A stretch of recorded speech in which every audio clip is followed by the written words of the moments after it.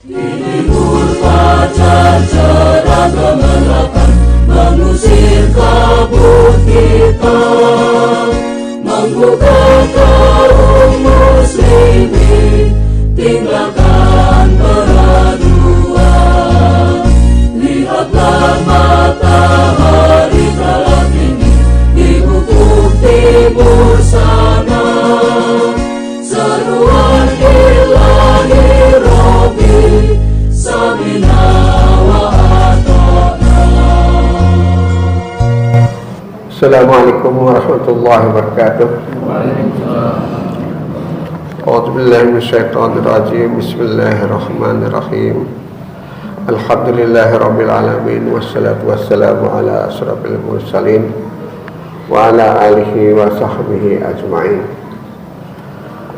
Sekarang giliran saya untuk membacakan buku tanya jawab agama dari fatwa tarjih dari tim Majlis Tarjih dan Tajdid Pimpinan Pusat Muhammadiyah. Kita masuk ke subjudul sholat yang dilarang. Pertanyaannya, dalam larangan sholat sesudah sholat subuh dan asar itu apakah merupakan umum dalam arti sholat sunat dan sholat wajib antar kurung sholat jenazah, atau ada pengecualian? Dan adakah perbedaan? Misalnya kalau di Makkah diperbolehkan dan di tempat lain tidak boleh. Mohon penjelasan. Pertanyaan dari Haji Mulyad, Merakorek, Jenuh, Jawa Timur.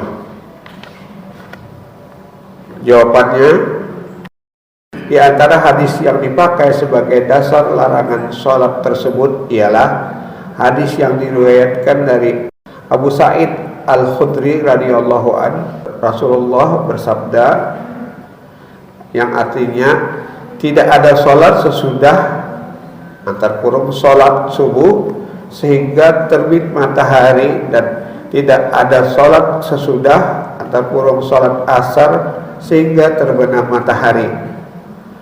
Hadis riwayat Al-Bukhari dan Muslim dari Abu Sa'id Al-Khudri, dan diriwayatkan oleh Al-Bukhari dari Aisyah bahwa Rasulullah SAW 2 rakaat sesudah sholat asar di tempat tinggalnya, dan diterangkan bahwa sholat Nabi SAW itu sholat sunat zuhur yang tertinggal, sehingga dapat diambil pengertian bahwa yang dilarang oleh hadis di atas adalah sholat sunat mutlak apabila sholat itu mempunyai sebab tertentu seperti tahiyatul masjid, sholat jenazah, dan sejenisnya diperbolehkan.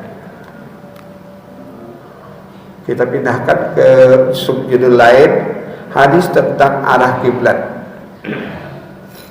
Pertanyaan, dalam majalah Suara Muhammadiyah nomor 18 tahun 1993 tanggal 16 sampai 31 September 1993 dicantumkan hadis yang menyatakan bahwa Ka'bah Masjidil Haram adalah kiblat bagi orang yang berada di tanah haram Makkah.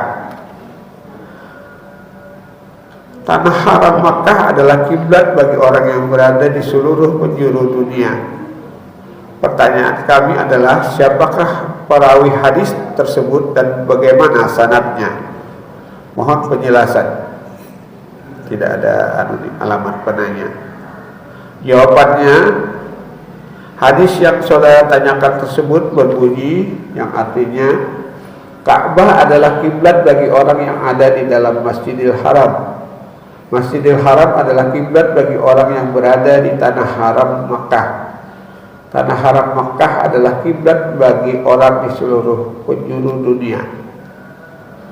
Hadis tersebut dibawakan oleh Muhammad Ali As-Sais dalam kitabnya Tafsir Ayat Al-Ahkam, ketika beliau menjelaskan mengenai dalil-dalil yang dijadikan dasar oleh ulama Malikiyah yang berpendapat bahwa bagi orang yang tidak menyaksikan Ka'bah karena jauhnya dengan Ka'bah, tidak diharuskan untuk menghadap ke materi Ka'bah, tetapi cukup hanya menghadap ke arahnya saja.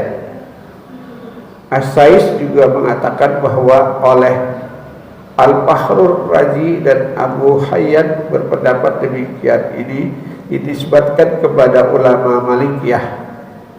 Atur Qur'an Muhammad Ali As-Sais, tafsir ayat Al-Ahkam halaman 33-34. Al-Qurtubi juga mengemukakan hal yang sama dalam kitabnya Al-Jamili Al-Ahkam Al-Qur'an. Hanya saja lafal hadis yang beliau bawakan sedikit agak berbeda, yaitu berbunyi yang artinya Ka'bah adalah kiblat bagi orang yang berada di dalam Masjidil Haram. Masjidil Haram adalah kiblat bagi orang yang berada di tanah haram Makkah. Tanah haram Makkah adalah kiblat bagi umatku, baik yang berada di timur bumi maupun yang berada di bagian baratnya. Antar Qur'an Al-Qurtubi Al-Jamili Ahkam Al-Quran Juz 1. Demikian pula hanya Al-Suyuti, beliau mengemukakan hadis ini dalam kitabnya Ad-Dur Al-Mansur ketika menjelaskan alasan ulama Malikiyah dalam masalah kiblat bagi orang yang menunaikan sholat dan tidak dapat menyaksikan Ka'bah. Antar Qur'an As-Suyuti Ad-Dur Al-Mansur Juz 1 halaman 146. Muhammad Ali As-Sabuni ketika menjelaskan pendapat-pendapat para ulama mengenai kiblat dalam kitabnya Rawal Al-Bayan tafsir ayat Al-Ahkam min Al-Quran mengutip juga hadis tersebut sebagai salah satu dalil bagi ulama Malikiyah dan Hanafiyah yang menyatakan bahwa bagi orang yang tidak menyaksikan Ka'bah, kiblatnya cukup dengan menghadap ke arah kiblat, tidak harus menghadap ke materi Ka'bah.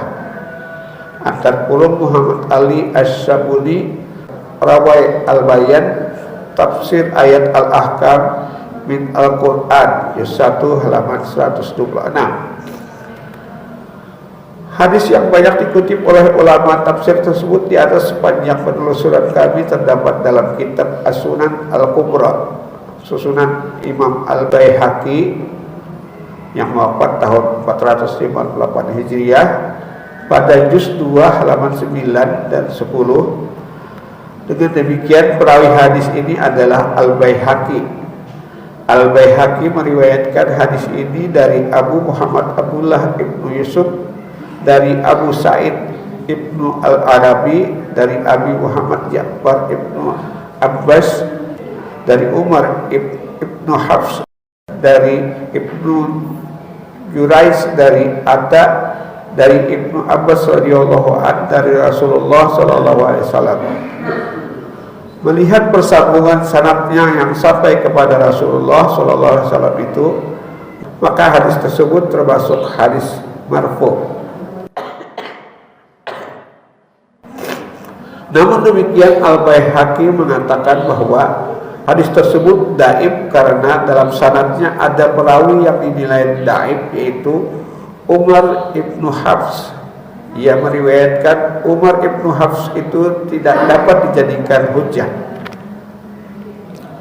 Perlu saudara penanya ketahui, pencantuman hadis tersebut dalam rubrik fatwa agama dalam Suara Muhammadiyah tersebut tidaklah berarti bahwa hadis itu bernilai sahih dan dapat dijadikan hujjah. Namun menjelaskan bahwa menurut penuturan Muhammad Ali As-Sais dan ulama tafsir lainnya yang telah kami sebutkan di atas, hadis tersebut dijadikan salah satu dalil oleh ulama Malikiyah untuk menguatkan pendapatnya bahwa kiblat bagi orang yang tidak menyaksikan Ka'bah adalah cukup dengan arahnya saja, bukan materinya. Demikian jawaban kami, semoga berguna. Assalamualaikum warahmatullahi wabarakatuh.